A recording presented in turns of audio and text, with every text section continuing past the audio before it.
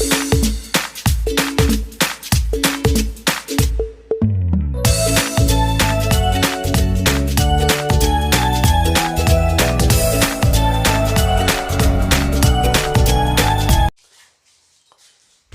विद्यार्थियों, आप सभी का चाणक्य अनअकैडमी में ऑनलाइन प्लेटफॉर्म पर आपका हार्दिक स्वागत, अभिनंदन। मैं रतनलाल छत्रवाल, वरिष्ठ अध्यापक, राजकीय उच्च माध्यमिक विद्यालय दूधाबेरी और मूल निवासी विराटनगर, जिला जयपुर, राजस्थान। अपन ने सबसे पहले कोशिका की संरचना के बारे में पढ़ा।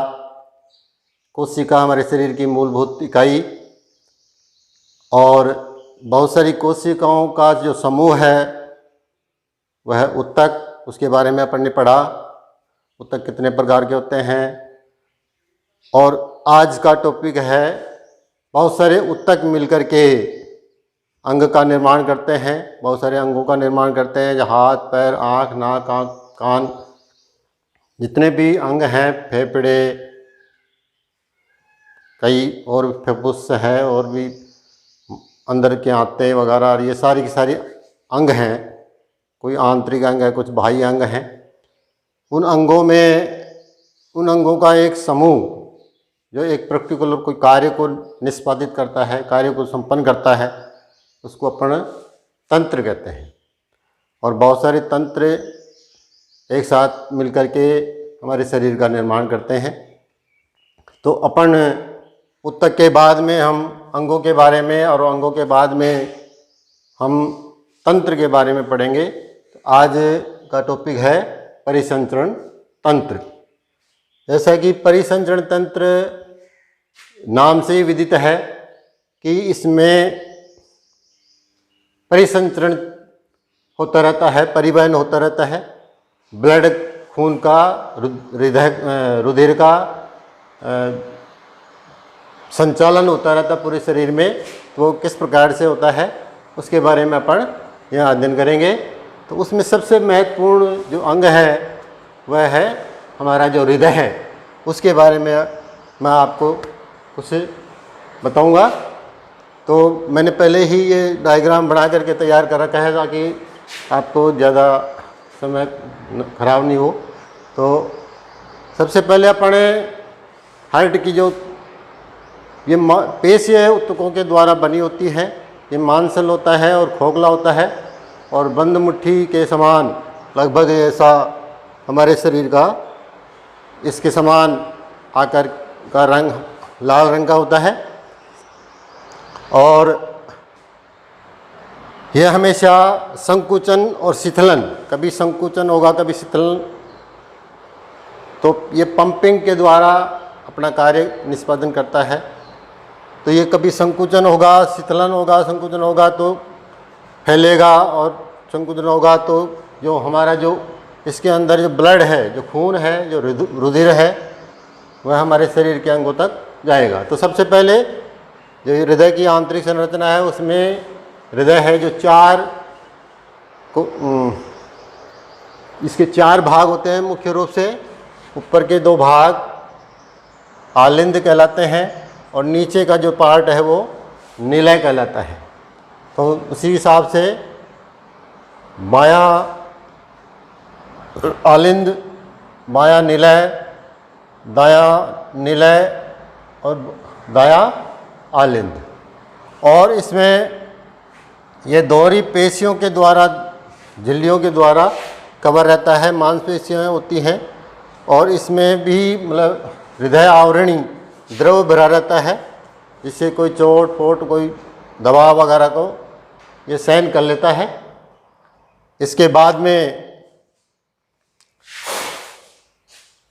अब इसमें जिसकी क्रियाविधि इस प्रकार से है।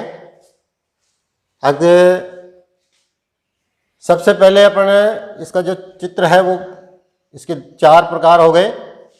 इसमें सबसे पहले जो महाधमनी है उसमें शुद्ध रुधिर है, वह हमारे शरीर में जाता है, ये महाधमनी है। और शरीर में जाने के बाद में शरीर में जाएगा, शरीर से ये अंगों में, ऊतकों में और कोशिकाओं में जाएगा। कोशिकाओं में फिर उपापचय क्रिया होगी और उपापचय क्रियाओं के द्वारा भोजन का निर्माण होता है। भोजन निर्माण में कुछ अवशिष्ट पदार्थ हैं, कुछ जैसे ऑक्सीजन ले ली जाती है और कार्बन डाइऑक्साइड ब्लड में छोड़ दी जाती है, तो वह ऑक्सीजन का उपयोग कोशिकाएं कर लेती हैं और उसके अपचय क्रिया में कार्बन डाइऑक्साइड का निर्माण होता है और वह कार्बन डाइऑक्साइड उस ब्लड में वापस मिल करके और वह अशुद्ध रूप में वापस शुद्धिकरण के लिए महाशिराओं के द्वारा ये वापस हार्ट में आता है। हार्ट से ये सीधा, ये देखो महाशिरा के द्वारा ये सीधा यहाँ आकर के और यहाँ से सीधा फुफ्फुसीय धमनी के द्वारा ये फेफड़ों में चला जाता है। फेफड़ों से फिर हम जो श्वसन क्रिया करते हैं, इसमें ऑक्सीजन लेते हैं, तो वो ऑक्सीजन उन इस हृदय, इस महाधमनियों की जो सिराएं हैं, वो जो रुधिर की जो नसें हैं, वो ऑक्सीजन को ले लेती हैं और कार्बन डाइऑक्साइड को वापस फेफड़ों में छोड़ देती हैं। और वही फेफड़ों में कार्बन डाइऑक्साइड जब छोड़ी जाती है तो वह हम सांस के द्वारा बाहर निकाल देते हैं और सांस लेते हैं तो ऑक्सीजन लेते हैं और सांस के द्वारा बाहर कार्बन डाइऑक्साइड गैस बाहर निकाल देते हैं। तो इस प्रकार से ये जो श्वसन क्रिया चलती है वो भी एक ब्लड की शुद्धिकरण के लिए का क्रिया होती है।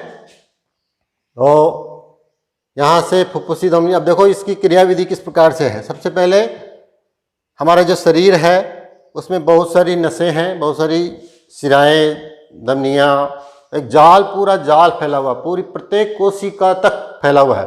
प्रत्येक कोशिका में ब्लड हीमोग्लोबिन के द्वारा, लाल रक्त कणिकाओं के द्वारा ये फैलता है और लाल रक्त कणिकाओं में एक हीमोग्लोबिन नामक एक पदार्थ होता है जो ऑक्सीजन को ऑब्जर्व करके, उसको पकड़ करके और हमारे शरीर के प्रत्येक कोशिका तक पहुंचाता है। प्रत्येक कोशिका में जब ऑक्सीजन पहुंच जाएगी उसके बाद में वहाँ प्रत्येक कोशिका में उपापचय क्रिया होगी, एटीपी का निर्माण होगा, ऊर्जा का निर्माण होगा।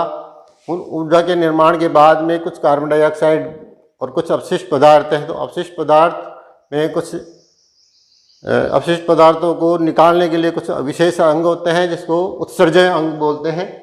उन उत्सर्जय अंगों के द्वारा वो बाहर निकाल दिए जाते हैं और कार्बन डाइऑक्साइड गैस जो हृदय में, जो रुधिर में आती है, वह वापस उन्हीं हीमोग्लोबिन्स के कणों के द्वारा वापस आकर के हमारे शरीर से और फुफ्फुसीय धमनी के द्वारा, फुफ्फुसीय धमनियों के द्वारा वापस फेफड़ों में, इसमें हृदय में आएगी। हृदय से ये वापस शुद्धिकरण के लिए, फिल्टर होने के लिए फेफड़ों में जाएगी और फेफड़ों से ये सीधे फेफड़ों में जाएगी।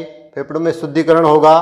शुद्धिकरण के बाद में ऑक्सीजन युक्त शुद्ध रुधिर, इसमें ऑक्सीजन मिल गया है, इसमें कार्बन डाइऑक्साइड मिला हुआ था और कार्बन डाइऑक्साइड तो वापस यहाँ छोड़ दिया जाता है और ऑक्सीजन, यहाँ से ऑक्सीजन लेकर के ये वापस शुद्ध रुधिर पाए आलिंद में आता है। आलिंद से सीधा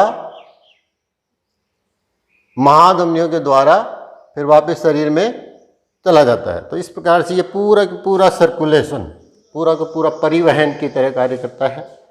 एक लाना ले जाना, लाने ले जाने का कार्य ये संपादित होता है।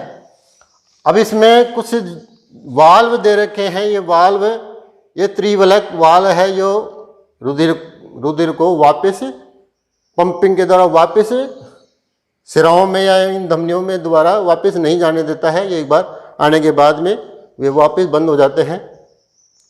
इसकी मैं एक वीडियो डालूंगा, उसमें किस प्रकार से ये पंप कर रहा है और उसकी क्रिया विधि किस प्रकार से होगी, जो आपको बहुत रुचिकर लगेगी।